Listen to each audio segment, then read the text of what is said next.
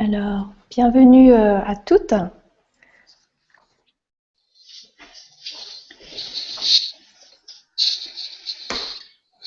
Alors, comme je vous disais, cet atelier sera enregistré et il sera disponible en replay un peu plus tard dans la semaine. Et donc, si au cours de l'atelier, vous avez des questions, n'hésitez pas à intervenir.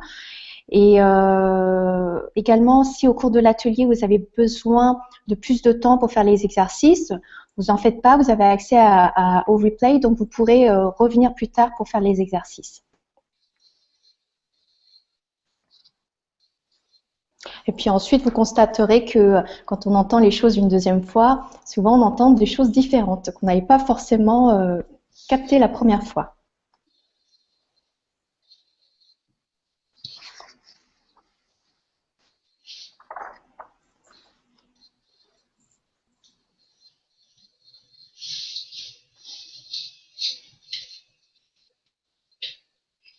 Est-ce que vous me voyez toujours? Est-ce que vous voyez mon écran ou pas? Oui, oui. D'accord, vous voyez le slide? Le slide, non, pas encore. Juste moi, d'accord. Parfait.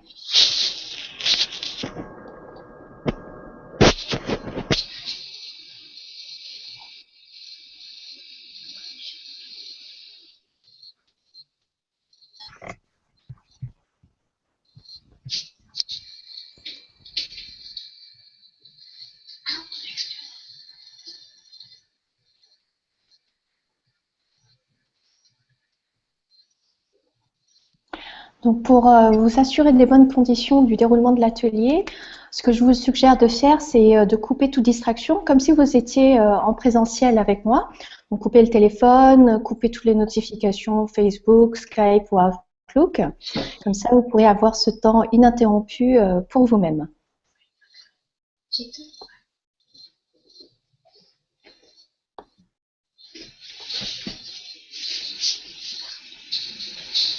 Voilà, je voulais ouvrir cet atelier avec une citation. Soyez le changement que vous voulez voir dans le monde. C'est une citation de Gandhi. Et c'est une citation avec laquelle je m'efforce de vivre chaque jour de ma vie. Donc, comme je l'ai expliqué dans le mail que je vous ai envoyé, la raison pour laquelle j'ai décidé de faire ce webinaire, c'est suite à l'annonce du décès de Wayne Dyer, le 30 août 2015. Donc, Wayne Dyer, pour ceux qui ne le connaissent pas, est un auteur de développement personnel et de spiritualité qui est connu partout dans le monde. Et c'est une personne qui a profondément impacté ma vie.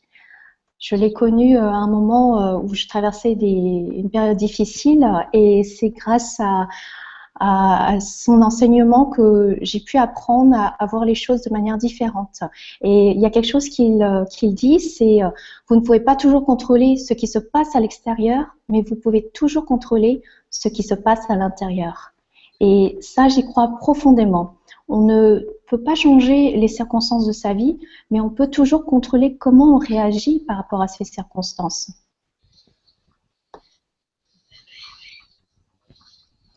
Et ce qui m'a amené à faire ce webinaire, c'est la volonté de proposer mon travail à plus de monde. Et j'avais déjà envie de proposer quelque chose en ligne parce que ça me permettait de toucher plus de monde, notamment des personnes qui ne sont pas sur Paris. Mais il y avait au fond de moi une peur qui me retenait. Vous savez, la petite voix qui dit mais qui es-tu pour faire ça? Et je me rappelle à chaque fois que j'entends cette voix, je me rappelle la citation de Marianne Williamson. Notre peur la plus profonde n'est pas que nous ne soyons pas à la hauteur. Notre peur la plus profonde est que nous sommes puissants, au-delà de toute limite. C'est notre propre lumière et non notre obscurité qui effraie le plus. Nous posons la question, qui suis-je, moi, pour être brillant, radieux, talentueux et merveilleux? En fait, qui êtes-vous pour ne pas l'être? Et c'est ça que j'essaye de me souvenir, c'est pourquoi pas? Pourquoi pas? Si vraiment je sens cet appel, il faut que j'y aille. Quand j'ai appris le décès de Wayne Dyer, je me suis dit, oui, en fait, la vie sur Terre est très courte. Et j'ai pas envie de me retrouver à la fin de ma vie en me disant, Oui, je suis passée à côté de quelque chose parce que j'ai pas osé, parce que j'ai laissé mes peurs me freiner. Donc c'est pour ça que je propose cette série de webinaires, et je dis série parce qu'en fait ce premier va être une série de webinaires mensuels qui aura lieu le premier mercredi de chaque mois, et je le proposerai de manière gratuite comme je le fais aujourd'hui pour pouvoir permettre à plus de monde d'accéder à ce travail. Et pour moi, c'est vraiment un vrai plaisir, un vrai honneur de pouvoir accompagner chaque personne sur ce chemin. Pour la plupart d'entre vous me connaissent, mais pour ceux qui ne me connaissent pas, en tout cas ne me connaissent pas très bien, j'ai eu une vie assez difficile. Mes parents étaient réfugiés cambodgiens. Ils ont fui le pays dans les années 70. Ils ont émigré au Vietnam. Et ensuite, on est arrivé en France au début des années 80.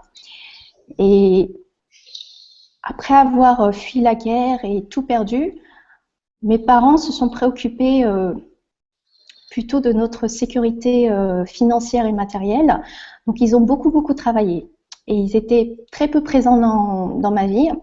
Et je me souviens, quand j'étais petite, je me suis même posé la question, mais pourquoi ils travaillent tout le temps? Pourquoi ils sont jamais avec moi? Est-ce que c'est parce que je suis pas suffisamment bien? C'est pour ça qu'ils veulent pas être avec moi? Et je me suis raconté des histoires comme ça. Je me suis même raconté l'histoire que peut-être qu'ils m'avaient adoptée et que en fait je suis pas leur fille. C'est pour ça qu'ils ne m'aiment pas. Mais avec le recul, j'ai compris que ce que j'ai pu développer comme qualité grâce à cette enfance, c'est la capacité de rebondir, la capacité de me reposer sur moi, la capacité de m'en sortir, quoi qu'il arrive.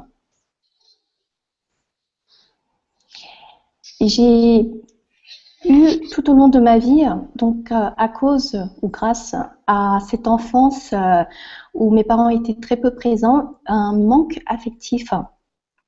Et pendant une très grande période de ma vie, j'ai cherché à combler ce manque à l'extérieur, notamment à travers les relations. Et donc, je souffrais de cette dépendance affective, et en même temps, je ne pouvais pas être dans une relation parce que c'était trop douloureux pour moi.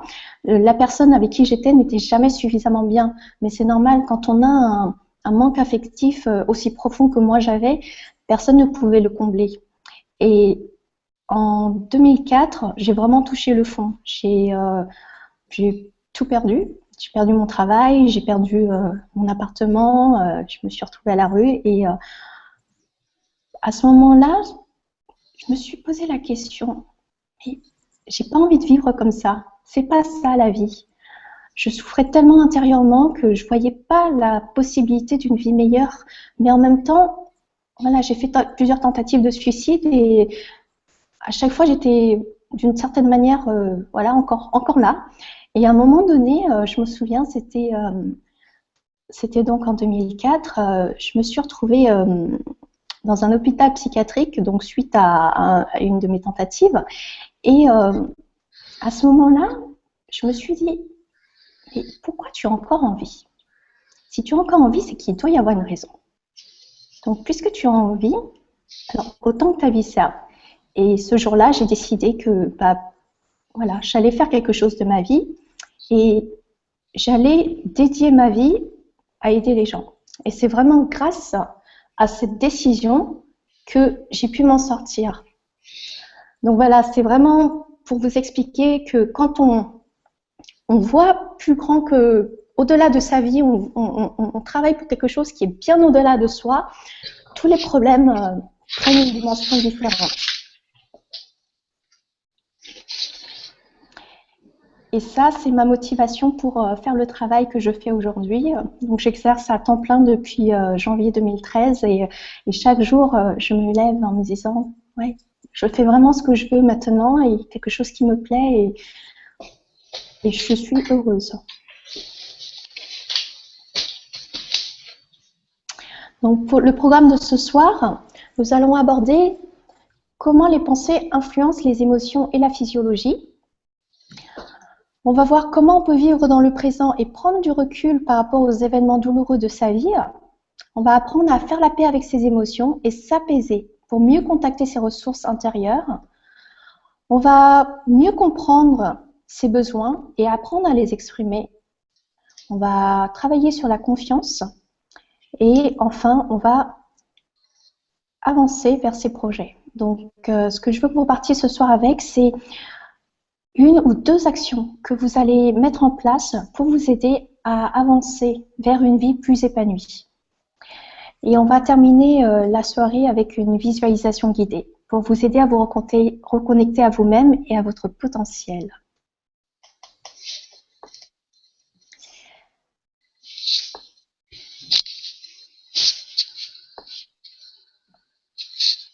Alors,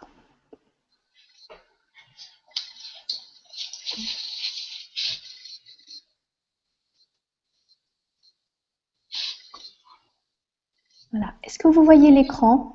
Oui, impeccable. D'accord. Donc, on va comprendre comment les pensées influencent les émotions et la physiologie.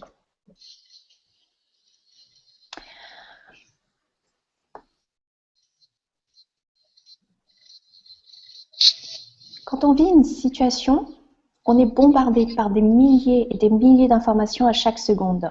Comme vous le voyez ici, l'information arrive au cerveau par le biais des 5 sens. Mais il y a des milliers et des milliers d'informations qui arrivent à chaque seconde. Donc le cerveau ne peut pas gérer cette masse d'informations. Donc qu'est-ce qu'il fait?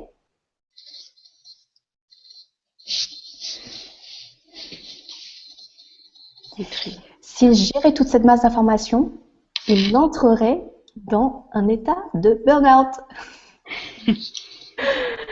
Donc il sélectionne. Il sélectionne par le biais de filtres. L'événement extérieur arrive au cerveau par le biais des filtres. Et le cerveau sélectionne quelles informations sont pertinentes pour moi actuellement. Et il en fait ce qu'on appelle une représentation interne ou une interprétation de cet événement extérieur. Ce qui veut dire que la représentation interne n'est déjà plus l'événement extérieur.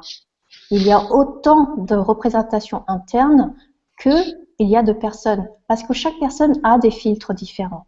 Chaque personne a des filtres qui dépendent de son vécu, qui dépendent de ses valeurs et croyances. Et en fonction de l'interprétation que l'on va se faire d'un événement, on va ressentir une certaine émotion. Donc, si on a une interprétation positive de cet événement, on va avoir une émotion agréable.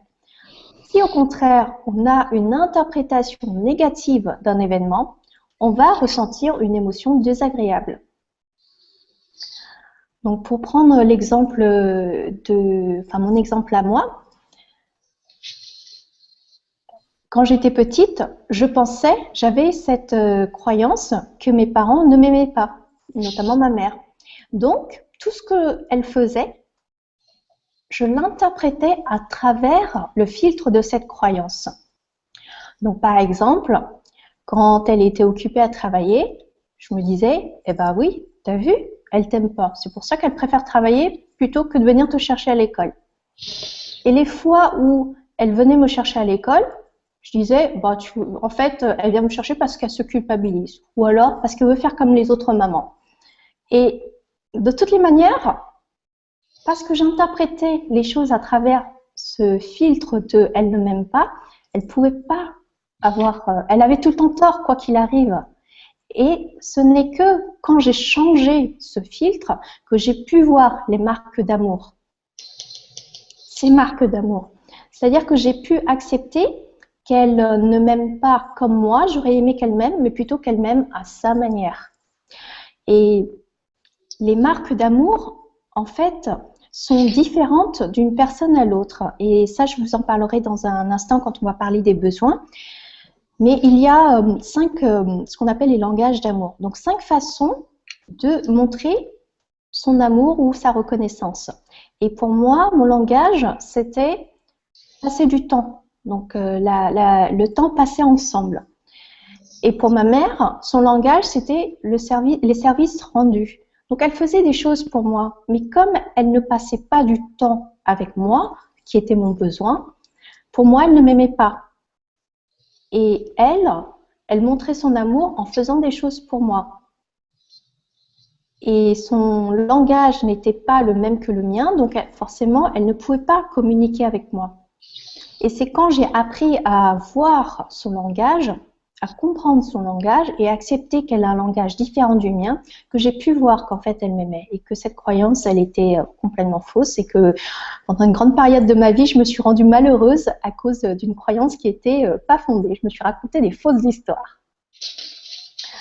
Donc en fonction de notre émotion, on va avoir une certaine physiologie. Si on n'est pas bien, on va plutôt être courbé, on va se renfermer sur nous-mêmes. Alors que quand on est bien, on a une émotion agréable, on est plus ouvert, on se tient plus droit, on a la tête plus haute. Donc pour vous montrer comment agissent les filtres, je vais vous demander ce que vous voyez à l'écran. Est-ce que vous pouvez juste me dire ce que vous voyez? Un masque. Un masque, oui.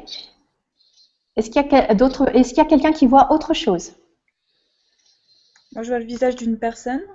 Ouais. Est-ce qu'il y a quelqu'un qui voit autre chose?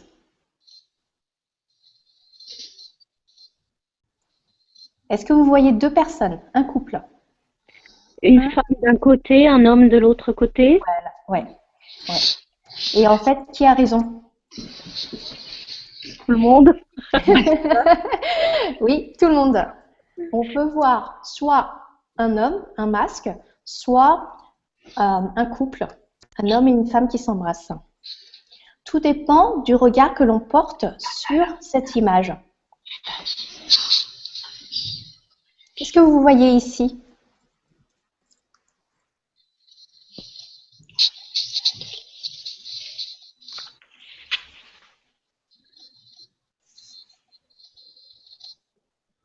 Quatre personnes qui regardent des ordinateurs. Mm-hmm. Deux hommes, deux femmes. Oui. Quoi d'autre?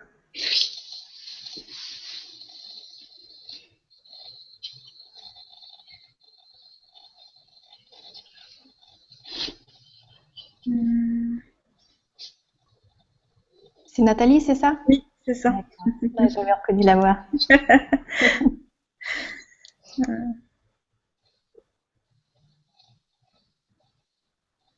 Est-ce que quelqu'un voit autre chose?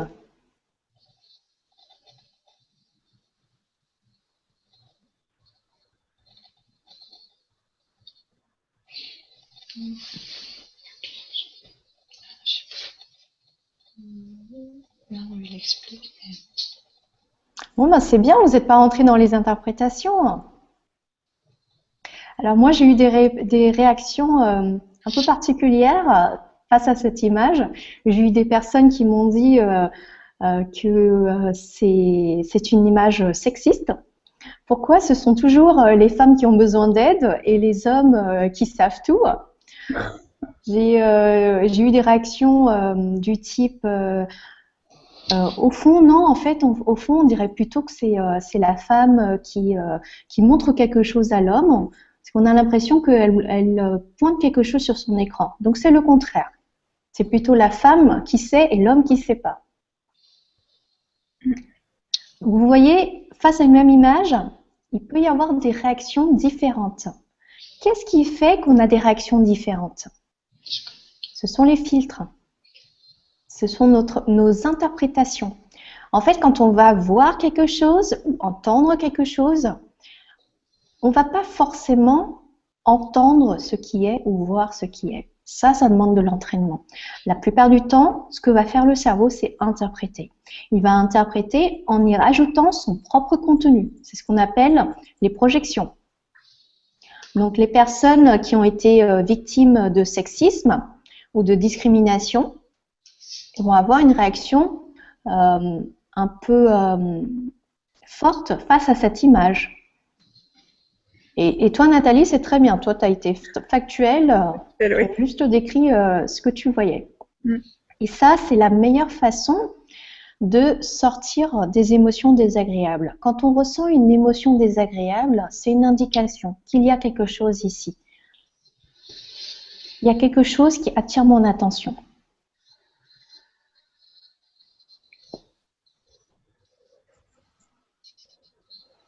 Donc, quelle est la vraie histoire dans tout ça?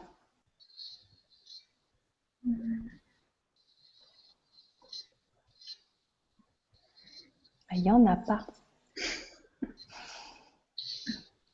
Il y a juste des histoires et chaque histoire est aussi valable que celle du voisin. Il n'y a pas de réalité, il y a sa réalité. Chacun perçoit les choses à travers ses filtres. Et là où il peut y avoir des conflits, c'est quand on croit que sa représentation interne, c'est la réalité.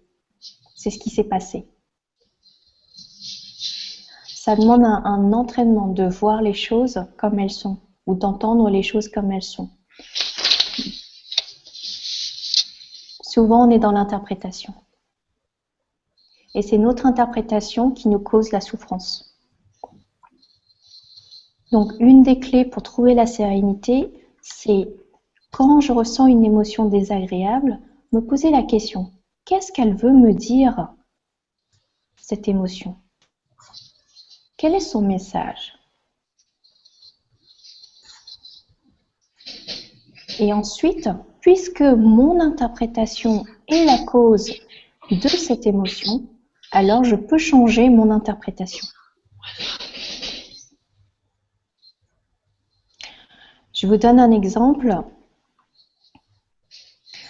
L'autre jour, c'était il y a quelques mois, j'étais dans le métro en pleine semaine et il n'y avait pas beaucoup de monde, donc il y avait beaucoup de places disponibles. Et j'ai mis mon sac sur le siège à côté de moi. Et il y a une femme qui vient et elle veut s'asseoir à la place juste à côté de moi. J'ai dit, toutes les places disponibles, il a fallu qu'elle choisisse celle qui n'était pas disponible, celle où j'avais mis mon sac. Et au début, j'étais un peu agacée par ça.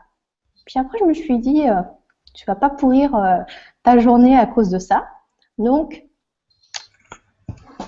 qu'est-ce qui fait que tu étais dans cet état? C'est parce que je me disais, elle fait ça pour m'embêter. Et donc, forcément, si je me disais ça, j'étais agacée. Donc, j'ai changé mon interprétation. Pour quelle autre raison voulait-elle le siège à côté de moi? Donc, je me suis dit, parce qu'elle voulait s'asseoir à côté de quelqu'un. Elle ne voulait pas s'asseoir seule. J'étais bien avec ça, ça me semblait plausible. Et quand je me disais ça, je ressentais plus l'agacement.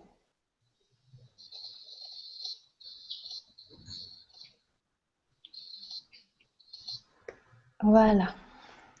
Donc maintenant, on va parler de faire la paix avec ses émotions. Le rôle des émotions est de nous protéger. Chaque émotion est là pour une raison particulière. Et c'est pour ça que j'aime pas trop employer le mot positif ou négatif pour une émotion. Je dirais plutôt agréable ou désagréable. Chaque émotion existe parce qu'elle est là pour nous protéger, pour nous indiquer quelque chose. Elle a un message pour nous. Et la plupart du temps, on a tellement peur des émotions, on n'a tellement pas l'habitude de ressentir les émotions qu'on réprime nos émotions, on essaye de les étouffer. Le problème, c'est que étouffer une émotion, ça ne marche pas. À un moment donné, ce qui se passe, c'est que s'il y a un trop-plein, c'est comme une cocotte minute, ça explose si on maintient le couvercle. Et je pense que vous avez déjà vu des situations où une personne, tout d'un coup, explose de colère et on ne comprend pas pourquoi et c'est complètement démesuré par rapport à la situation. Cette personne réagit pas par rapport à ce qui vient de se passer, mais c'est une accumulation de frustration qui a fait que elle était arrivée à un trop-plein. Et je dirais, cette situation, c'était la goutte qui a fait déborder le vase. Donc, une émotion nous indique, par exemple, si on prend la colère, elle nous indique que nos limites n'ont pas été respectées. Donc, chaque émotion a une fonction.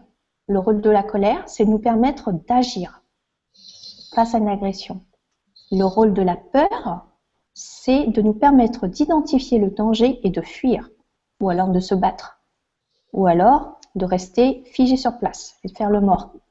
Ce sont des réactions primales.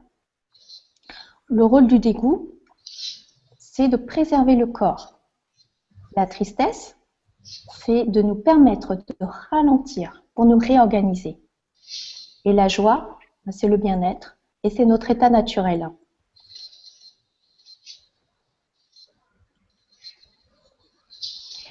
Une émotion a une vie très courte si on la laisse nous traverser. Un peu comme un souffle de vent qui nous traverse et qui part. Mais si on essaye de la comprimer, elle reste plus longtemps. On a l'impression que c'est bon, on l'a étouffée et qu'on peut passer à autre chose, mais ça revient à un autre moment. Et souvent au moment où on s'y attend pas. Donc pour libérer une émotion, comment on peut faire? On peut par exemple identifier où on ressent l'émotion dans le corps. Par exemple, si c'est la tristesse, on peut la ressentir ici. Donc cette émotion, elle a quoi comme forme? Elle a quoi comme couleur? Elle a quoi comme texture? Elle a quoi comme température? Et ces questions, elles peuvent paraître surprenantes au début, mais une émotion, une température... En fait, parce que si on laisse l'émotion rester à l'état de quelque chose d'abstrait, on ne peut pas agir dessus. On peut agir que sur quelque chose qui est concret. Donc, lui donner une forme, une couleur, une texture, c'est rendre cette émotion concrète. Et après, on peut laisser cette émotion se diffuser dans le corps, la laisser faire ce qu'elle a envie de faire. Et à un moment donné, on se rend compte que l'émotion, elle va partir. Donc par exemple, la tristesse, si je la laisse faire ce qu'elle a envie de faire, peut-être qu'elle a envie de se déplacer, peut-être qu'elle a envie d'aller dans les bras, peut-être qu'elle a envie d'aller dans le ventre, ou peut-être qu'elle a envie de descendre dans les jambes. Et à un moment donné, elle va s'expanser. Et à un moment donné, elle va me lâcher.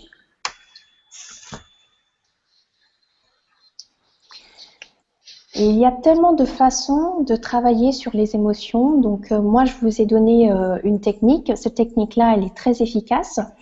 Mais il y a tellement de façons de travailler sur les émotions. Donc vous pouvez trouver l'approche qui vous convient. Moi, j'utilise la PNL et les médiums artistiques pour transformer les émotions et c'est très, très efficace.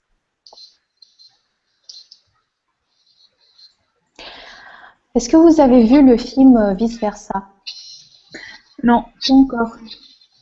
Je vous le recommande parce qu'il parle, ce film est un très bon film sur le fonctionnement des émotions.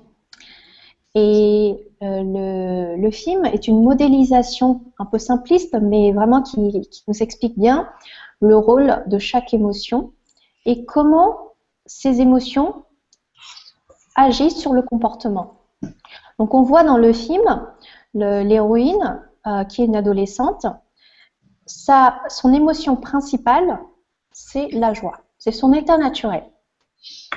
Jusqu'au moment où elle commence à vivre des événements difficiles, des événements douloureux, notamment le déménagement à San Francisco, dans une ville où elle connaît personne, elle perd ses amis, elle perd tous ses repères. Et là, d'autres émotions commencent à prendre le dessus. Et on voit par exemple dans une des scènes, elle est à table, en train de dîner avec ses parents. Son père lui dit quelque chose et on voit dans sa tête, donc les émotions sont modélisées, on voit ce qui se passe dans sa tête. À un moment donné, on voit la colère qui est représentée par un personnage qui s'exprime, qui dit c'est pas acceptable ce qu'il vient de dire, on va taper du poing sur la table. Et on voit la colère se précipiter sur le tableau de bord et appuyer sur une commande pour faire agir le corps. Et là, on voit effectivement le personnage, donc Riley, qui tape du poing. Et là, c'est parce que c'est la colère qui a pris le dessus sur les autres émotions.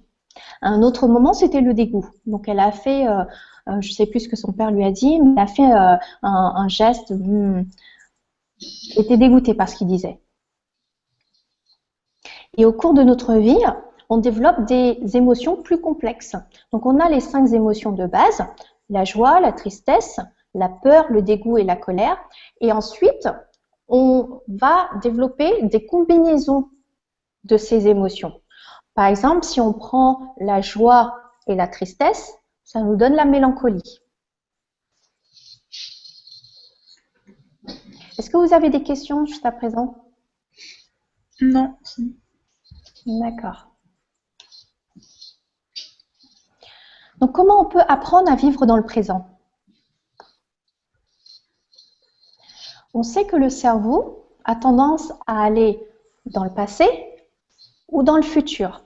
Donc, apprendre à vivre dans le présent, c'est observer ce qui est. Observer ce qui est, c'est sortir des interprétations. Parce que les interprétations, c'est on ramène le passé et on complète le contenu, ou alors on se projette dans le futur, dans des scénarios catastrophes. Donc, être présent, c'est par exemple cultiver la gratitude. La gratitude pour ce que j'ai dans ma vie. Être dans le présent, c'est observer. Observer ce que je suis en train de faire. Être totalement présent à ce que je fais. Moi, quand j'ai appris la pleine conscience, grâce à Thich Nhat Hanh, j'ai été surprise de voir à quel point j'étais déconnectée de mon corps. Je faisais les choses de manière machinale, en mode autopilote. Et c'est ce qui se passe la plupart du temps. On traverse la vie en mode autopilote. Alors que si on prend le temps de s'arrêter, de respirer, de sentir, de voir que dans la vie, il y a de belles choses. Et moi, j'appelle ces moments-là des micro-bonheurs. C'est important de cultiver ces moments de micro-bonheur parce que si on attend un instant dans le futur pour ressentir le bonheur, pour vivre le bonheur, on peut attendre longtemps. C'est maintenant qu'il faut être heureux, en trouvant des raisons d'être heureux. Il faut entraîner le cerveau. Entraîner le cerveau à voir ce qui va plutôt que ce qui ne va pas. Et ça, on peut le faire par la gratitude. Ce que je recommande, c'est tous les soirs, écrire 3 gratitudes. Ça, je l'ai fait avec une personne qui a travaillé avec moi, qui était en dépression. Et au début, cet exercice était très difficile pour lui. Il avait beaucoup de mal à trouver des choses pour lesquelles il avait de la gratitude. Mais à force de le faire, c'est devenu plus facile. Et à force de le faire, ça lui a permis de changer sa perception de sa vie. Et je pense que ça, c'était au bout de 2 ou 3 mois. À un moment donné, il m'a dit, je pense que là, j'arrive à voir qu'en fait, ma vie est bien.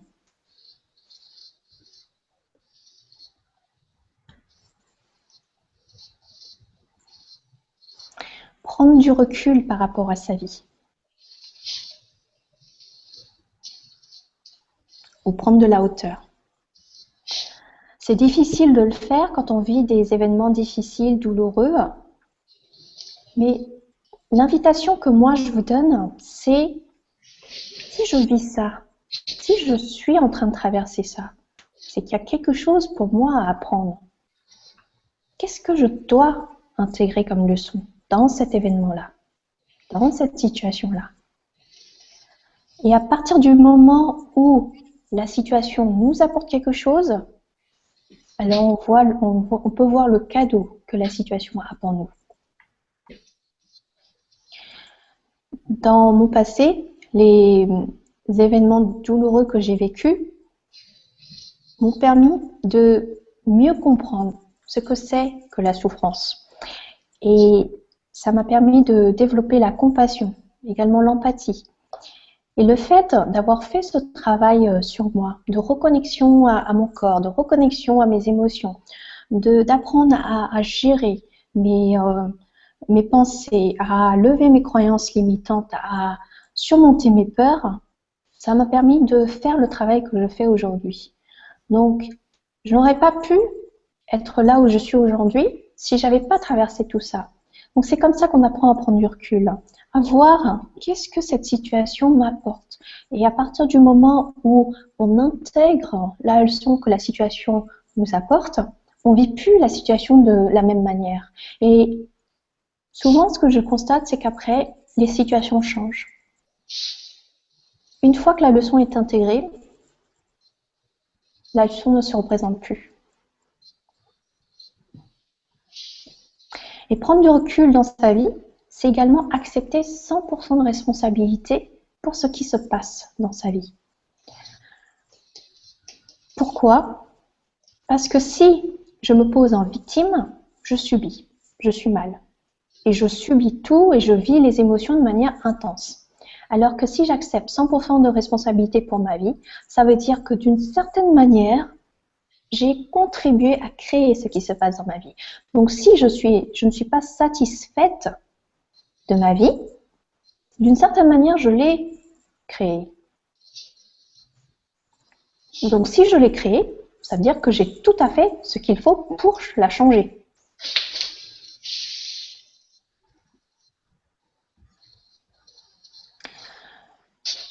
Et si j'avais choisi mes parents, et si j'avais choisi mon environnement,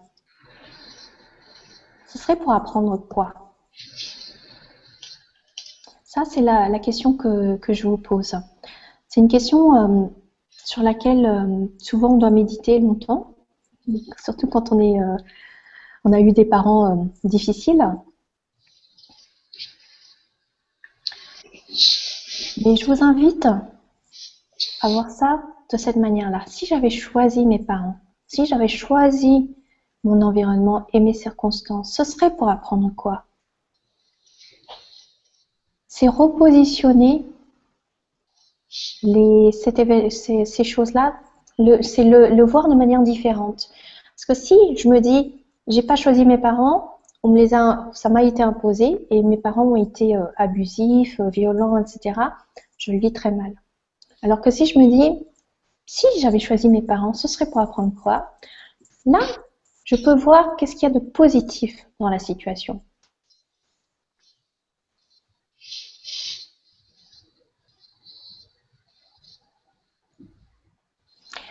Et nos plus grandes difficultés finissent par devenir notre plus grand talent. Donc pour trouver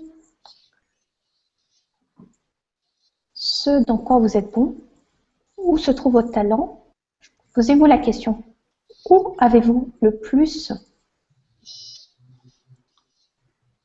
travaillé? Où se trouve votre plus grande difficulté?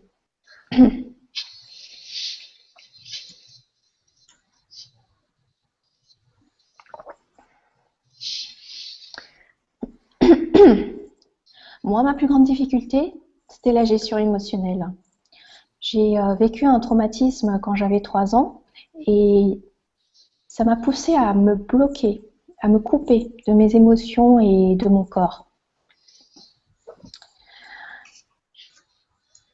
Et pendant une dizaine, une quinzaine, voire même une vingtaine d'années, je savais intellectuellement ce que je devais ressentir dans la situation, dans chaque situation, mais je ne pouvais pas ressentir.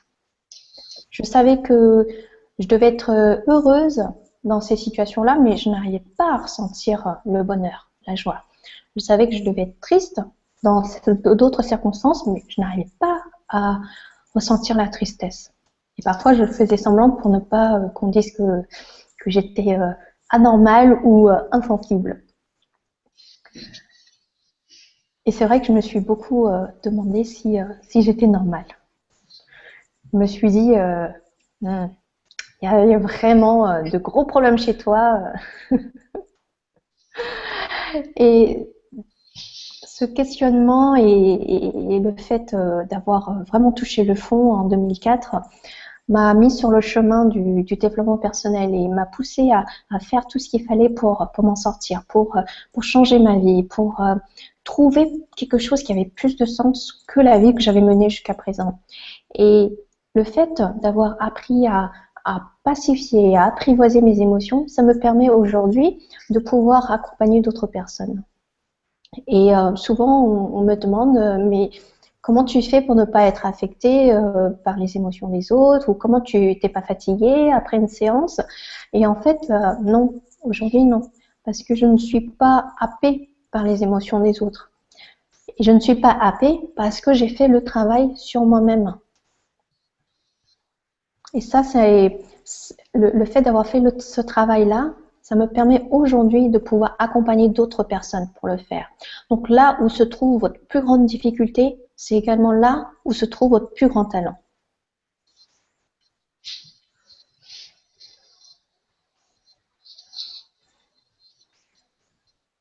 Donc maintenant, on va venir aux besoins. Comprendre ces besoins et les exprimer. Donc je vous ai parlé tout à l'heure des 5 langages de l'amour. Ça, c'est le travail de Gary Chapman, un psychologue américain. Chapman, C-H-A-P-M-A-N. Donc, Gary Chapman a identifié 5 façons de montrer son amour, également 5 besoins d'amour. 5 façons de ressentir cet amour et de montrer son amour. Le premier sont les paroles valorisantes, donc ce sont les mots gentils, les encouragements, les compliments, s'ils sont faits de manière sincère. Le deuxième langage, ce sont les cadeaux. Il y a des personnes qui expriment leur amour en offrant des cadeaux. Le troisième langage, ce sont les services rendus. Et ça, c'est le langage de ma mère. Elle aime faire des choses. Aujourd'hui encore, elle continue à faire des choses pour moi, même si des fois, je dois lui rappeler que je ne suis plus un enfant, mais ça lui fait plaisir. Donc, quand c'est possible, bah, j'accepte, j'accueille. J'accueille son amour en accueillant son service. Le quatrième langage, ce sont les moments de qualité. Donc, c'est passer du temps avec quelqu'un. Et le cinquième langage, c'est le toucher. Donc, c'est important d'identifier quel est son besoin d'amour ou de reconnaissance. Par quoi ça passe? Si on ne l'identifie pas, on peut être insatisfait et dire que l'autre ne m'aime pas. Mais c'est important aussi d'exprimer ses besoins. Parce que si par exemple on dit à quelqu'un « tu ne m'aimes pas », l'autre va exprimer comment? L'autre va dire « mais si je t'aime » et il va exprimer son amour dans son langage à lui, qui n'est peut-être pas le même que le nôtre. Et comme c'est pas le même, on va pas forcément le voir ou le ressentir et on va continuer à lui dire « tu ne m'aimes pas ». Et lui, il va pas comprendre. Il va dire « mais si, je t'aime. C'est pour ça que je travaille autant. C'est pour ça que je passe autant d'heures au bureau parce que je t'aime. Je fais tout ça pour que toi et les enfants puissent avoir tout ce dont vous avez besoin. Qu'on puisse s'offrir des vacances. » Et la femme qui dit si tu m'aimais, tu passerais pas autant de temps au travail. Tu passerais plus de temps avec nous. Donc, vous voyez, c'est quand on n'a pas le même langage et surtout qu'on ne sait pas communiquer sur son besoin, on peut arriver à des situations d'incompréhension. Dans l'exemple que je viens de vous donner, le mari peut ne pas comprendre pourquoi la femme lui dit tout le temps qu'il ne l'aime pas. Alors que sinon il ne ferait pas tout ça. Et la femme peut ne pas se sentir entendue. Donc, dans ces cas-là, ce qui est important, c'est une fois qu'on a identifié quel est son besoin, de l'exprimer. L'exprimer en parlant de « je ». Pas en disant « tu dois faire ça ». Non, j'ai besoin de. Donc pour moi, pour me sentir aimée, j'ai besoin qu'on passe du temps ensemble. Qu'est-ce qui est possible de faire compte tenu de ton travail et de ton emploi du temps chargé? Et ensuite, donner la possibilité à l'autre de dire oui ou non. Plus on est spécifique dans sa demande, plus on permet à l'autre de pouvoir nous aider à remplir ce besoin.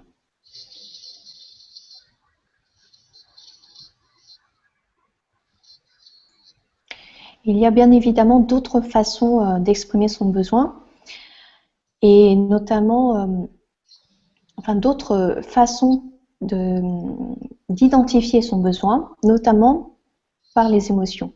Mais là, ce soir, on ne va pas avoir le temps de couvrir ce sujet. Ça, c'est un sujet que j'aborde plus en détail dans les ateliers ou les séminaires. Donc, on va passer à la confiance en vous. Alors, ce que je vais vous demander, c'est de faire une liste de vos réussites et qualités. On va commencer ce soir et ensuite, je vous proposerai de terminer à un autre moment.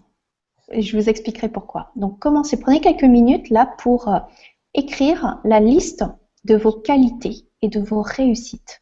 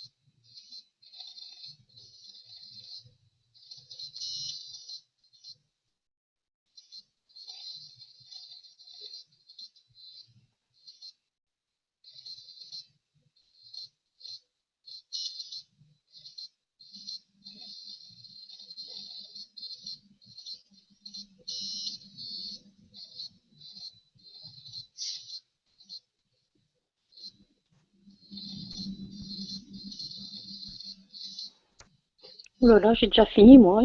Tu en as à combien? Une seule. Ah, bon, essaie d'en trouver une deuxième. Je suis sûre que tu peux trouver une deuxième.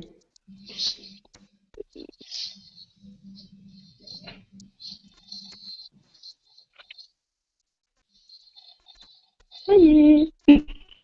Alors, je suis sûre que tu peux aussi trouver une troisième.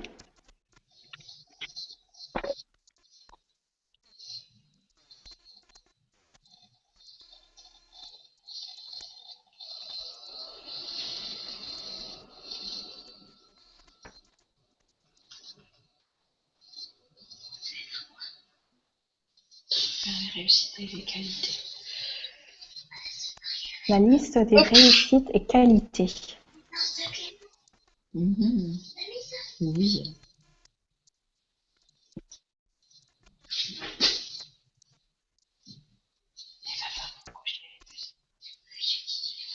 Vous en avez trouvé combien? Allez, 5 maintenant. 5, c'est pas mal. Combien vous en avez trouvé, les autres? On aurait 3, moi.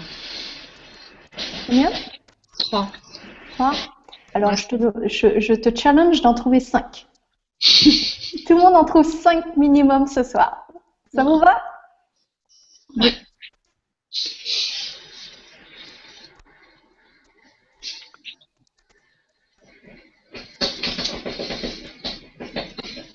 En fait, j'ai pas très bien compris ce qu'on peut appeler une réussite. C'est ce que toi, tu appelles une réussite. C'est ton critère à toi. Ah. Oui. Oui. Là, ce qu'on va développer ce soir, c'est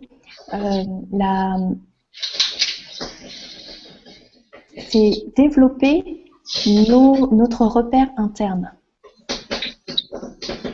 pour pouvoir vivre une vie plus libre. Parce que si on essaye de vivre la vie selon les repères des autres, de la société, ça peut devenir vite infernal. parce que les repères sont changeants, les critères sont changeants et en fonction des humeurs des gens, un coup ça va, un coup ça va pas. Ce qui est plus stable, c'est de trouver en soi ce qui est bon pour soi, ce qui nous correspond. Je donne un exemple.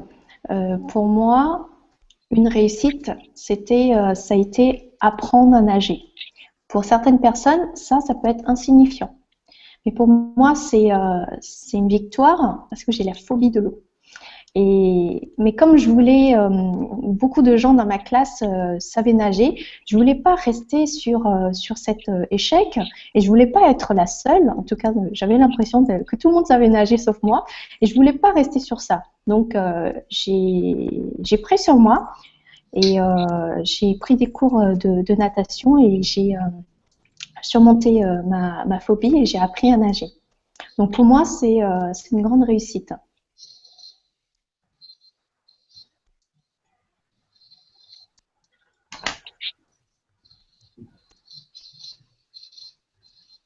Voilà, donc ce soir, repartez avec au moins 5 réussites et qualités que vous appréciez chez vous. Et ensuite, ce que je vais vous donner comme challenge, c'est dans les jours à venir ou dans les semaines à venir, trouver 101. Pardon? Trouver 101 choses. 101 réussites, 101. qualités. Oui. On a du mal à en trouver 5, Caroline. Je sais, c'est pour ça que je vous propose ce challenge. Parce qu'on est tellement conditionné à regarder les choses négatives et on est tellement critique avec nous-mêmes que c'est plus facile de voir ce qui ne va pas chez soi, de voir nos défauts. Donc c'est pour ça que je vous donne ce challenge pour reprogrammer le cerveau à voir ce qui va chez vous. Parce qu'il y a plein de choses qui vont chez vous, mais si vous ne vous entraînez pas à les voir, ce sera difficile pour vous, pour moi d'ailleurs aussi, d'accepter par exemple les compliments des autres. Si on pense qu'on est grosse, c'est difficile d'accepter des compliments des gens parce qu'intérieurement, là, la petite voix va dire « Ah non, t'es grosse, t'es pas assez belle, pas assez bien, etc. » Donc, c'est vraiment pour reprogrammer cette foi que je vous propose cet exercice. Ça va? Oui. Oui?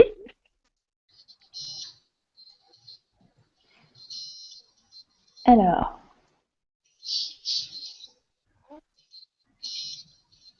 On a combien de temps déjà? 101, on a commencé à 20 heures, donc il est 21h49.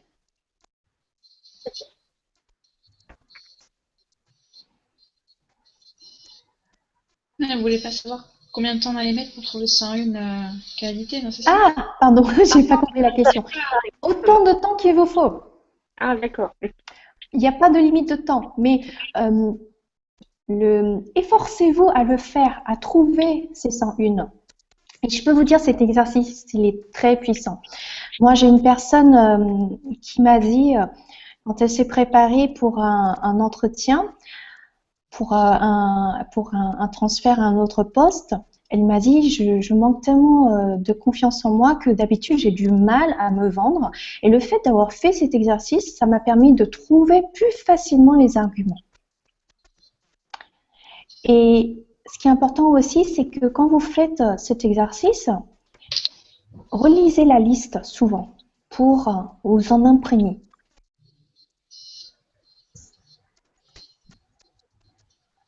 Et ça va vous permettre de reprogrammer votre perception de vous-même.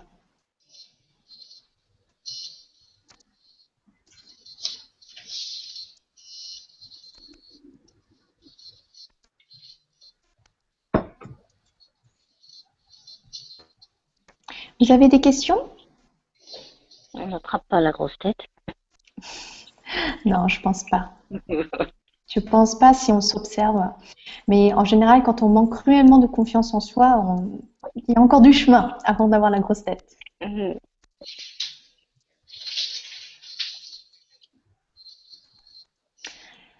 Maintenant, on en arrive à sa mission de vie.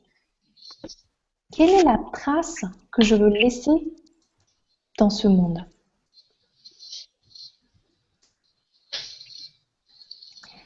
Je vous disais tout à l'heure que là où se trouve votre plus grande difficulté, se trouve également votre plus grand talent. Donc ça vous donne une piste sur ce que vous avez à contribuer. Je vais vous donner l'exemple de Wayne Dyer. Wayne Dyer, quand il était petit, il a été abandonné par son père. Et sa mère, qui travaillait tout le temps, n'a pas pu s'occuper de lui et de ses frères. Donc, il a été mis depuis tout petit dans des maisons d'accueil. Et il a été balancé de maison d'accueil en maison d'accueil. Et il a nourri une grande colère contre son père. Et cette colère l'a suivi pendant une vingtaine, une trentaine d'années. Il est même tombé dans l'alcoolisme à cause de cette histoire. Et quand il a appris le décès de son père, il est parti devant sa tombe avec, à ce moment-là, des pensées de colère. Et il disait que c'était tout sauf de la bienveillance. Il voulait plutôt saccager la tombe plutôt qu'autre chose. Et à ce moment-là, il s'est passé quelque chose d'incroyable. Il a eu une ouverture en lui, dans son cœur, qui lui a permis de lâcher sa colère.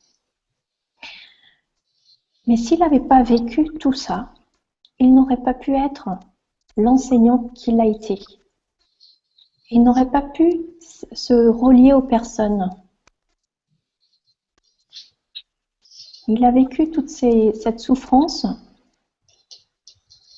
Toute cette souffrance lui a permis de pouvoir comprendre la souffrance humaine et de pouvoir trouver les bons mots pour réconforter les gens, pour apporter de l'espoir aux gens.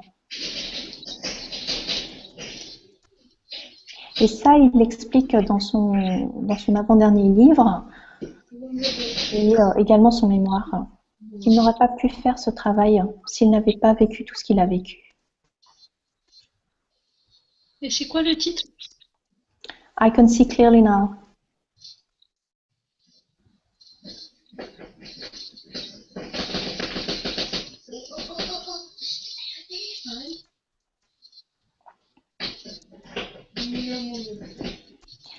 La deuxième invitation pour vous aider à trouver votre mission de vie, c'est de vous reconnecter à la joie de l'enfant. L'enfant qui n'a pas de peur et qui n'a pas de limite. Osez rêver. Si vous aviez une baguette magique et que vous pouviez créer la vie que vous voulez avoir, comment serait cette vie? Si vous n'aviez pas de peur, qu'est-ce que vous feriez? Connectez-vous au moment de joie que vous avez ressenti quand vous étiez petit.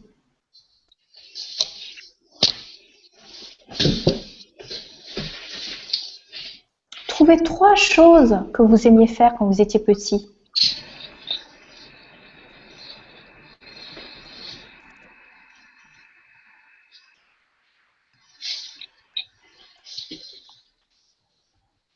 Trois choses dans lesquelles vous étiez bon.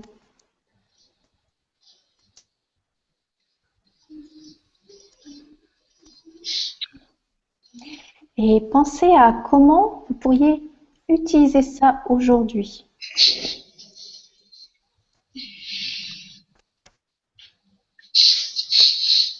Pour en faire un métier. Moi, je vous donne un exemple. Quand j'étais petite, j'adorais le dessin, j'adorais la peinture, j'adorais toutes les activités artistiques et manuelles. Et aujourd'hui, je l'incorpore dans mes ateliers. J'anime notamment des ateliers de collage, un atelier de libération des émotions par la peinture. Donc, reconnectez-vous à cette joie de l'enfant.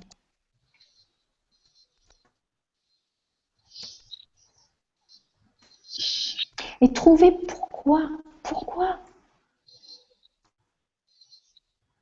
vous voulez faire ce que vous voulez faire. Qu'est-ce qui vous anime? Qu'est-ce qui vous motive?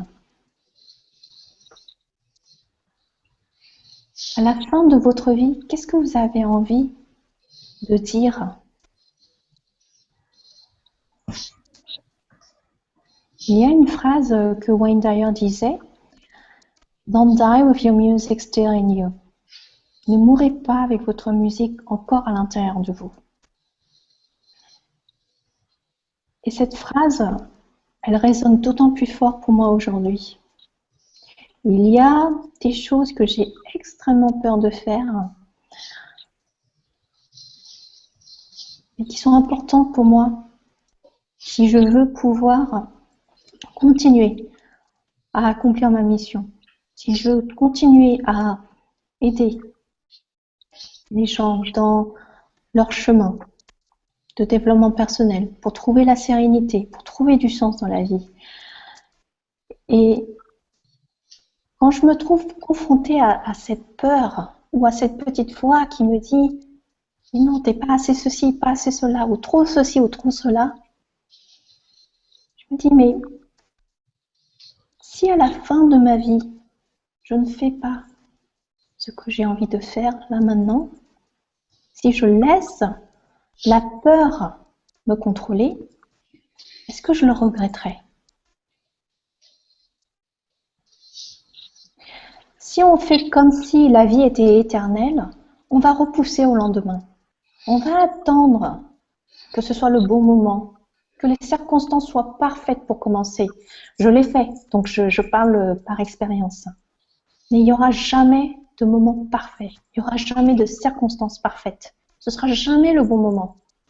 On peut se cacher derrière des excuses du type « j'ai pas le temps » ou « j'ai pas d'argent ». Mais si je ne trouve pas le temps, ou je ne crée pas le temps nécessaire pour faire ce qui me plaît, pour faire ce qui m'apporte de la joie, c'est que finalement, je ne m'accorde pas suffisamment d'importance. Il y a une métaphore que nous a donnée Stephen Covey, qui, donc lui, c'est un expert en gestion du temps. Il nous a donné l'exemple d'un bocal dans lequel on remplissait de sable. Une fois qu'on avait rempli ce bocal de sable, on devait mettre les petites pierres et ensuite les gros cailloux. Mais si on remplit le bocal de sable d'abord, il n'y a plus de place pour les petites pierres et il y a encore moins de place pour les gros cailloux. Ce sable fait toutes les distractions de la vie. Donc si on laisse notre temps, on laisse la vie, on laisse les autres gérer le temps pour nous et nous dire ce qui est important, on n'aura jamais le temps pour ce qui est important, pour les grosses pierres. Alors que si on met les grosses pierres dans le bocal d'abord, après, il y a toujours de la place pour les petits cailloux. Et après, il y a toujours de la place pour le sable. Et même quand on pense que c'est plein, à un moment donné, il y a encore de la place parce qu'on peut remplir d'eau. Donc vous voyez,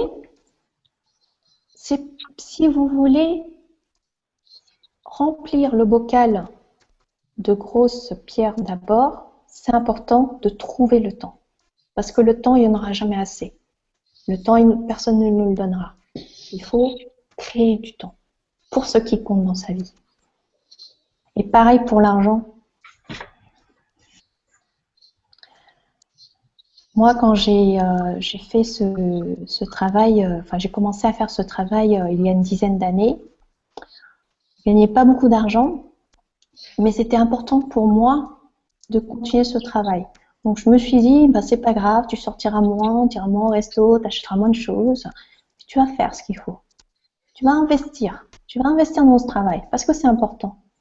Et j'étais tellement focalisée sur cet objectif, l'objectif de trouver la sérénité, trouver cette paix intérieure, que Rien ne pouvait me stopper. Donc, c'est une question de choix. Pour le temps, pour l'argent, c'est une question de choix. Passez-vous en premier. Vous êtes la personne la plus importante pour vous.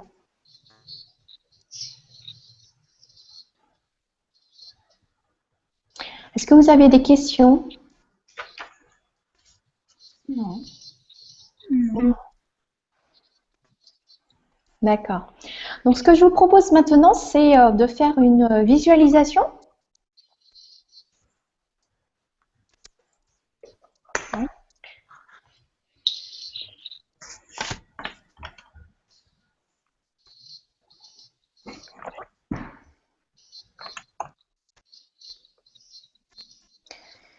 Donc, vous pouvez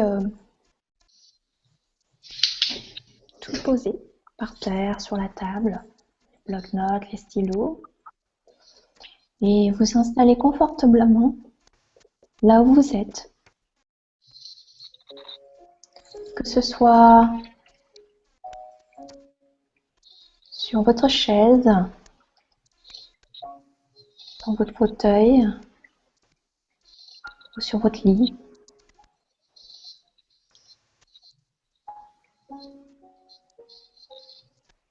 Et commencez à ralentir intérieurement en ralentissant votre respiration. Inspirez en comptant mentalement jusqu'à 5. Retenez votre respiration pendant 2 secondes et expirez en comptant jusqu'à 5.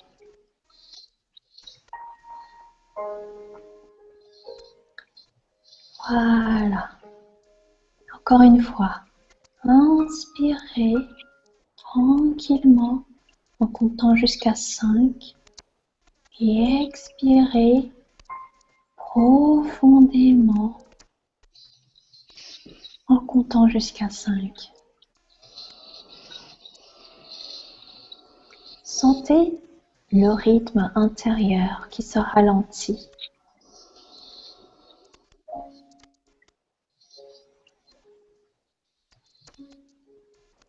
Si vous avez des choses qui vous préoccupent, visualisez devant vous une boîte et mettez ces choses à l'intérieur de la boîte, juste pour cet instant. Laissez vos préoccupations à l'intérieur de la boîte. Après, si vous le souhaitez, vous pouvez toujours les récupérer. Mais pour l'instant, laissez-les dans la boîte. Tout ce qui vous pèse, tout ce qui vous stresse, tout ce qui vous encombre.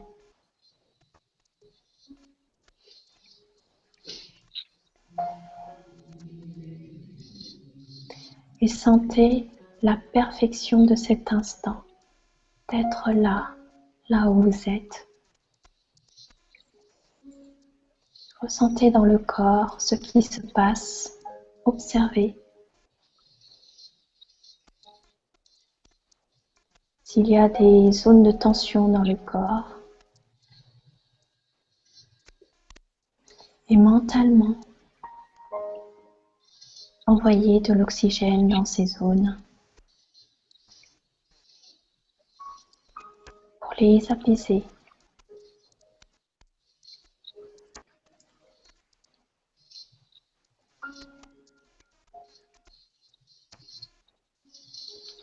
Voilà, c'est bien. Voilà. Créez-vous une petite bulle de sérénité, ici et maintenant. Dans cet instant précis, tout va bien.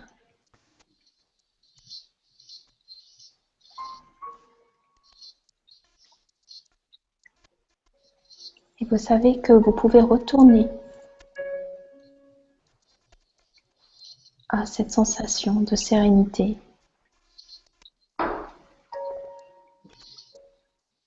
en vous remémorant cette bulle et en vous mettant à l'intérieur de cette bulle. et en repensant à ce que vous avez ressenti aujourd'hui. Votre respiration va vous guider à ralentir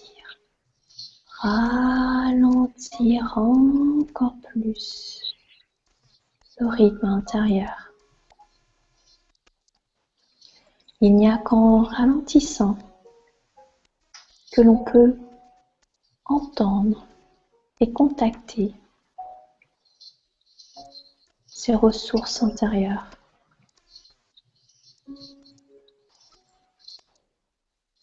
Voilà.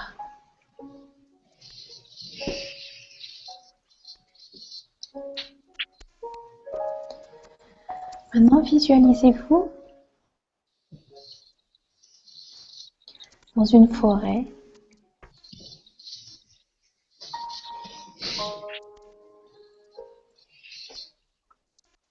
Et regardez tout autour de vous.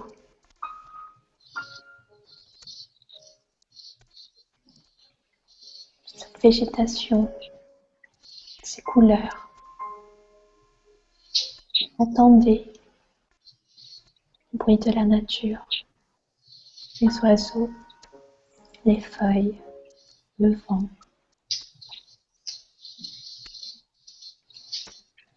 Sentez la fraîcheur du vent vous caresser le visage et la peau.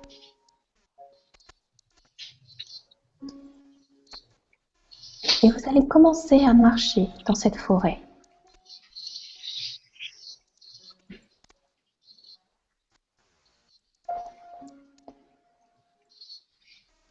Le long de ce chemin.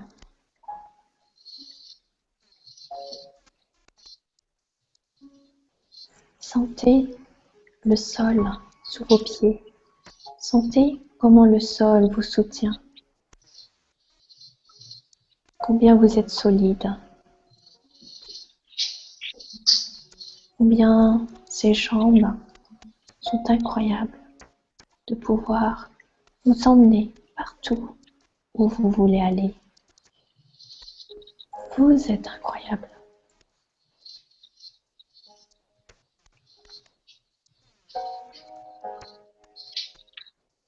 Continuez à marcher le long de ce chemin jusqu'à arriver devant une cabane.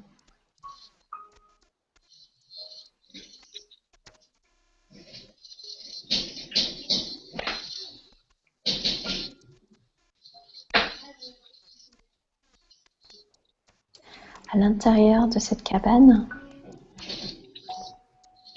il y a une personne avec beaucoup de sagesse. Une personne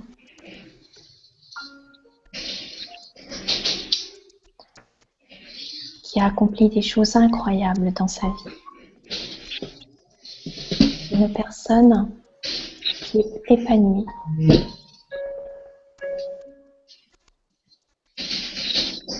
Et qui a vécu la vie qu'elle a toujours voulu vivre.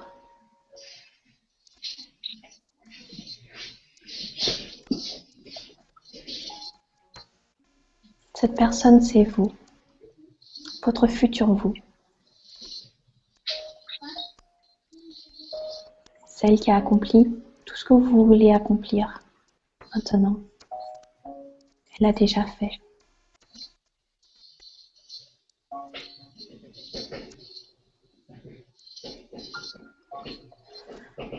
Vous allez mettre la main sur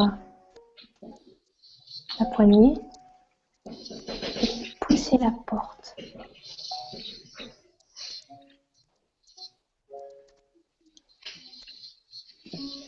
Et rentrer à l'intérieur.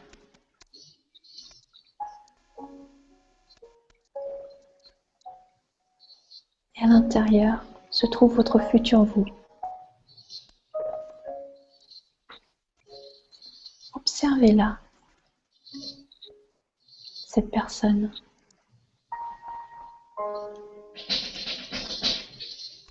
Qu'est-ce que vous ressentez en la regardant?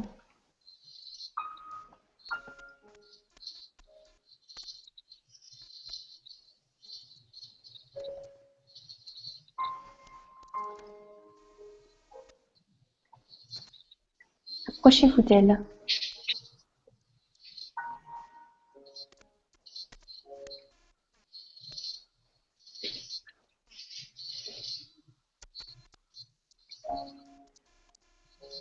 Et regardez-la dans les yeux. Qu'est-ce qu'elle vous inspire? Qu'est-ce qu'elle dégage? Et qu'est-ce que vous ressentez quand vous la regardez?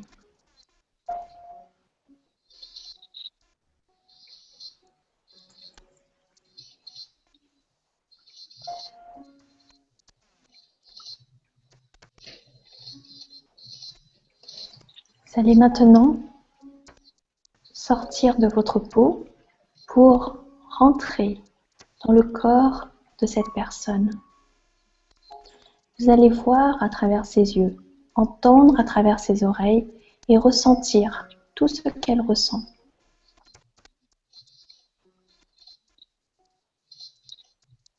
Tout ce que vous avez accompli dans votre vie, la satisfaction que vous ressentez.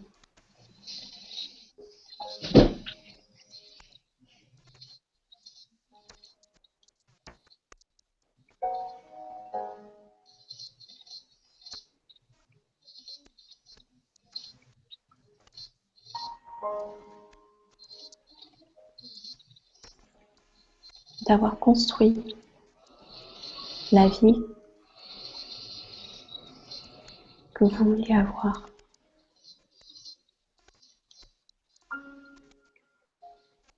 Ressentez dans le corps tout ce que cette personne ressent, la confiance qu'elle a.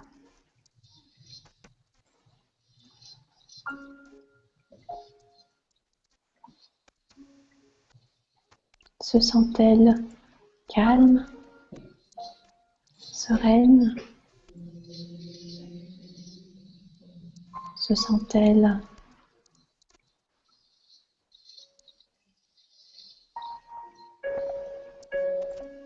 charismatique?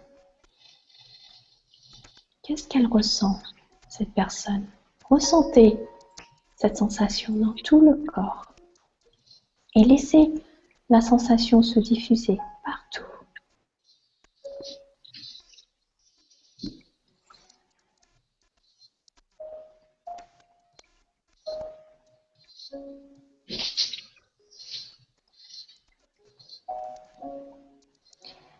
Et essayez de voir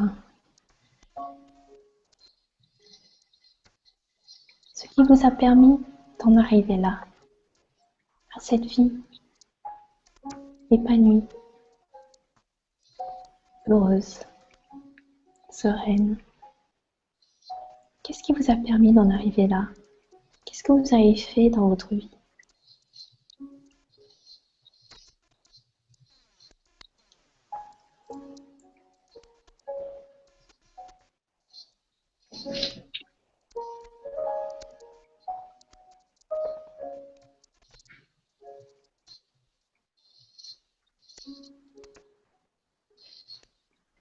Et regardez votre jeune vous devant vous. Qu'est-ce que vous pourriez lui donner comme conseil pour les interrogations qu'elle a dans sa vie?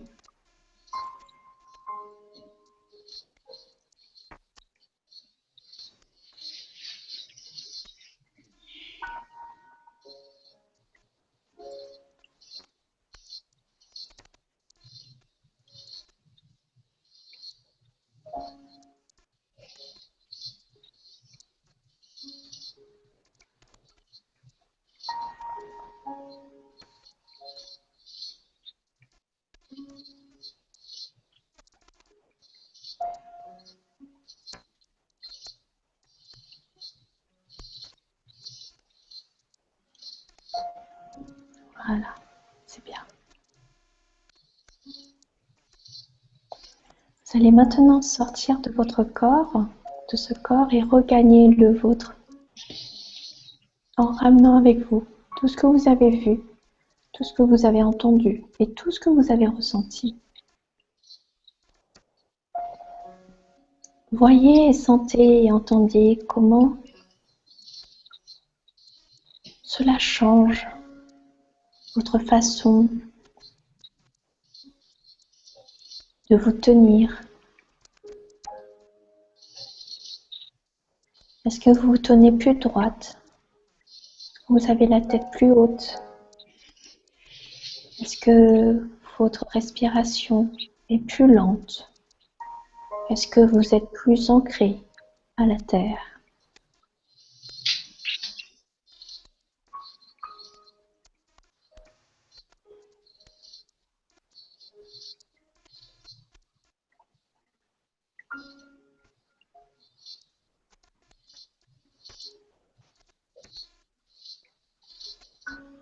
Voilà.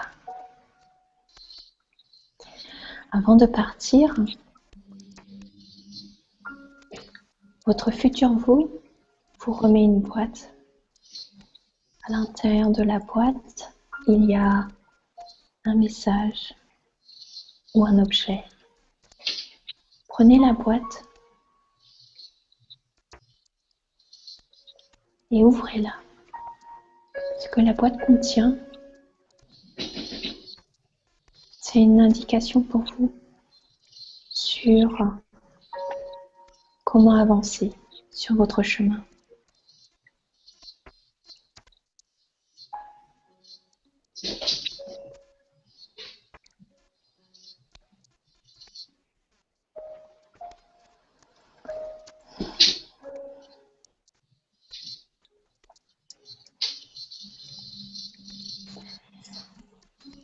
Vous allez remercier votre futur vous pour ses conseils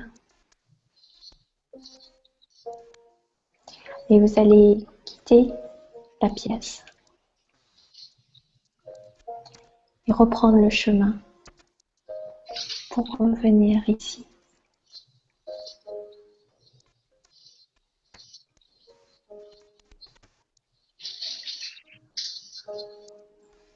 Chacun à son rythme.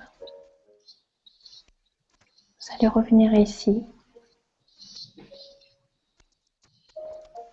dans votre corps, dans l'instant présent, en ramenant avec vous tout ce que vous avez vu, tout ce que vous avez entendu et tout ce que vous avez ressenti.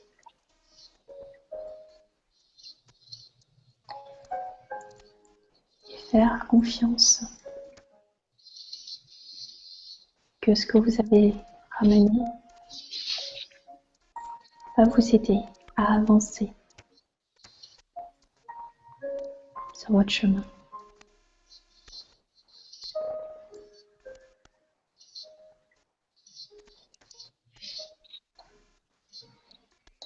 Et quand vous serez totalement revenu, vous pouvez tranquillement ouvrir les yeux.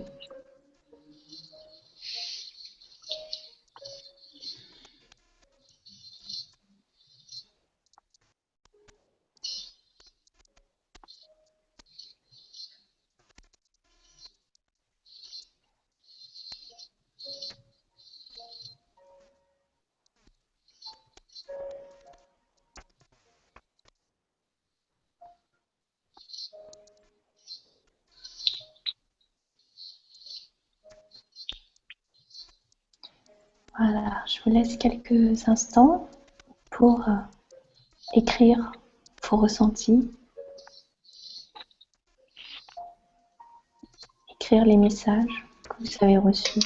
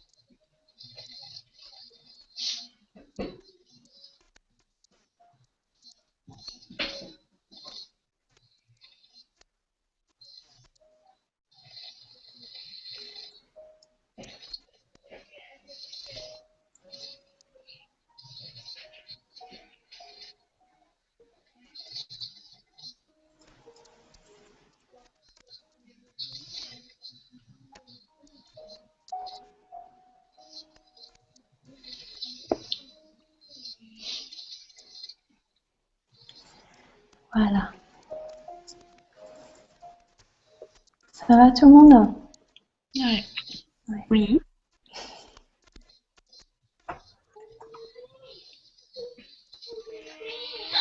Maintenant, ce que je vais vous demander, c'est d'écrire une action que vous allez mettre en place, une chose que vous allez mettre en place pour commencer à changer votre vie.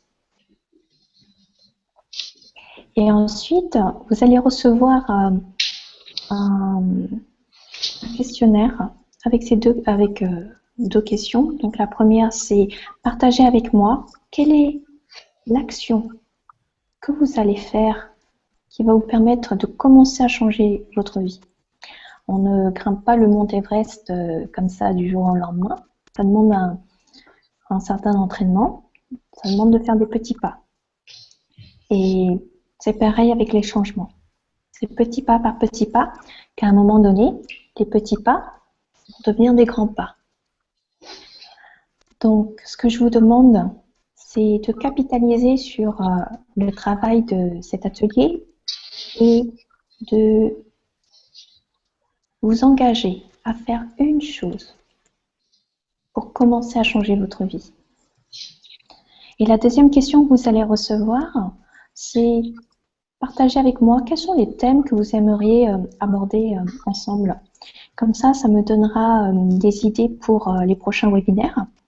Comme je vous ai dit tout à l'heure, donc les rencontres comme cela auront lieu une fois par mois, le premier mercredi du mois. Donc vous pouvez d'ores et déjà marquer vos agendas. Donc ce sera un webinaire gratuit. Et c'est pour moi une façon de redonner à la vie ce que j'ai reçu. Je sais que ce genre de travail, c'est pas forcément accessible à tous. Donc ça me permet, en utilisant cette plateforme internet, de pouvoir proposer ce travail à des personnes qui, soit pour des raisons pratiques, ne peuvent pas se déplacer, ou alors ne peuvent pas se payer ces services, de pouvoir y accéder. Et donc, vous recevrez une invitation tous les mois pour le webinaire. Et si vous connaissez des gens qui seraient intéressés par ces ateliers en ligne, n'hésitez pas à transférer l'invitation. Merci. Merci. Avec plaisir. Et je voulais également annoncer pour ceux qui seraient intéressés par un travail plus approfondi, j'organise un séminaire en Normandie le vendredi 18 septembre au soir jusqu'au dimanche 20 septembre. Donc il ne reste actuellement plus que 2 places. Et sinon, il y a aussi des ateliers en présentiel sur Paris pour l'instant. Donc j'irai ailleurs s'il y a des demandes, des invitations. Et aujourd'hui, j'ai décidé de travailler avec ce que me propose la vie. Et je trouve que cette manière de travailler est tellement plus simple, plus sereine. Aujourd'hui, je ne contrôle plus rien de ma vie. Même si j'essayais de contrôler, je ne contrôle absolument plus rien. Donc par moments, j'ai l'impression de faire une chute libre, sans parachute. C'est un peu flippant. Mais ça m'entraîne à lâcher prise.